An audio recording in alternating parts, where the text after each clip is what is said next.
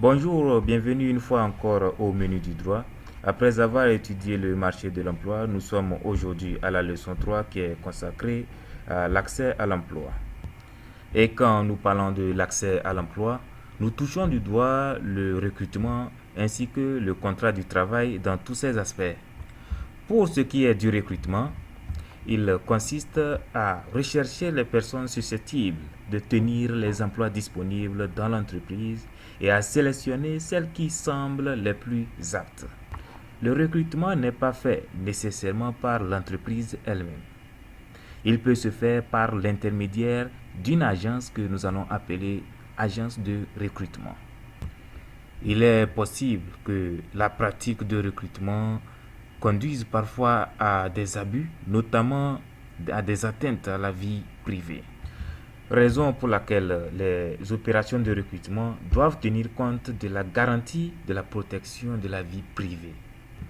Il en résulte alors que les renseignements demandés lors de l'embauche doivent avoir exclusivement pour but d'apprécier les qualités du demandeur pour l'emploi sollicité et ne peuvent concerner des domaines sans lien direct avec l'activité professionnelle. D'où la prohibition de certaines investigations concernant la santé, la conviction religieuse et politique, les origines, l'appartenance ethnique de l'employé.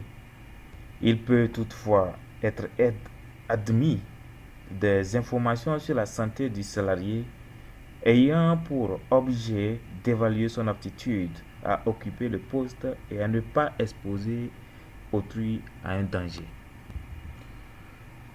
Par principe, le salarié a la liberté de choisir son activité. De même, l'employeur a la liberté de choisir ses collaborateurs.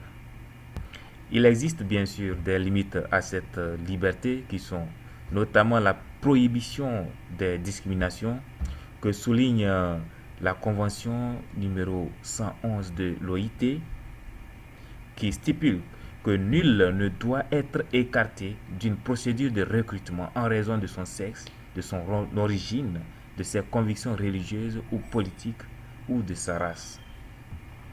La deuxième limite à la liberté d'embauche est l'interdiction des concurrences déloyales. Et cette interdiction concerne aussi bien les salariés que les employeurs. Pour le salarié et durant l'exécution de son contrat, il doit toute son activité professionnelle à l'entreprise durant les heures du travail, sauf en cas de clause particulière stipulée dans le contrat.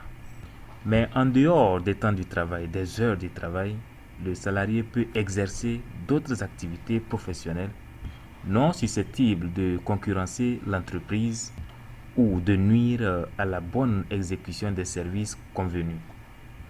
En réalité, cette interdiction n'est valable que si l'employeur offre aux salariés un contrat à plein temps et une rémunération équivalente. À la résiliation du contrat, le salarié est libre d'exercer toute activité qu'il veut. En principe, bien sûr.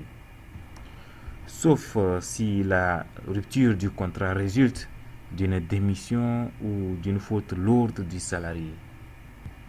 Dans ce cas, l'interdiction sera toujours valable, mais limitée dans son objet, dans le temps et dans l'espace.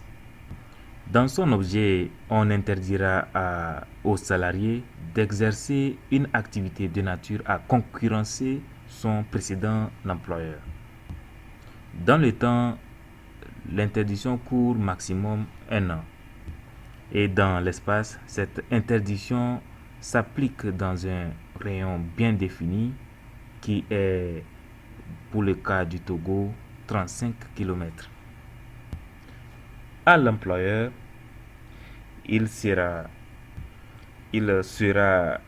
interdit d'embaucher un salarié qui est déjà lié à un autre employeur par un contrat de travail ou qui a abusivement rompu son contrat. De même, il sera interdit à l'employeur de provoquer le débauchage d'un salarié. Pour ce qui est du contrat de travail, Nous en parlerons dans la deuxième partie de cette vidéo. Mais pour l'instant, n'oubliez pas de vous abonner pour avoir accès à d'autres vidéos.